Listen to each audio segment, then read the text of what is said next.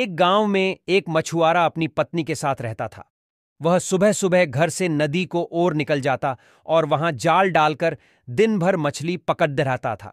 शाम तक जितनी मछली पकड़ बेच पाता उसे बेचकर जो पैसे मिलते उन पैसों से अपना घर चलाता था।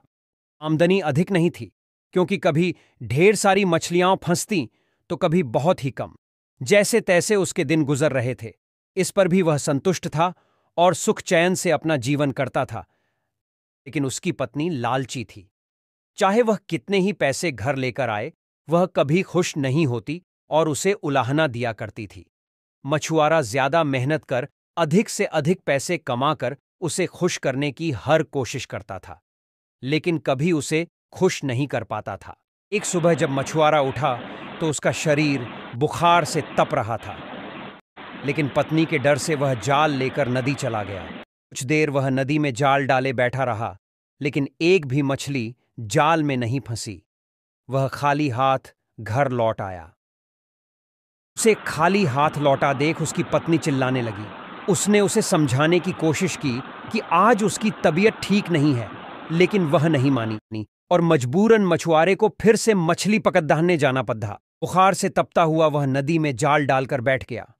बहुत देर तक जाल डाले रहने के बाद भी एक भी मछली जाल में नहीं फंसी। वह निराश होकर लौटने का मन बनाने लगा कि तभी उसे जाल कुछ भारी सा प्रतीत हुआ। वह खुश हो गया कि शायद कोई बड्ढी मछली फंस गई है। उसने जल्दी जल्दी जाल खींचा। जाल में एक सुनहरी मछली फंसी हुई थी।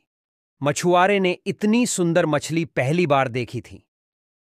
वह उसे हाथ में लेकर निहारने लगा। तभी वह मछली बोल पड़ी, मछुआरे भाई, मैं इस नदी की रानी हूं, मुझ पर दया करो, मुझे जाने दो।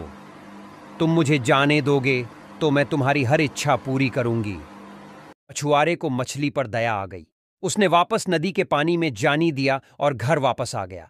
घर में पत्नी ने उसे फिर खाली हाथ लौटा देख उत्पात मचा दिया।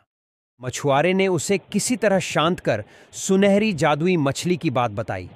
सारी बात जानकर उसकी पत्नी भद्दक गई कि जब जादुई मछली हर इच्छा पूरी करने तैयार थी तो तुमने कुछ मांगा क्यों नहीं?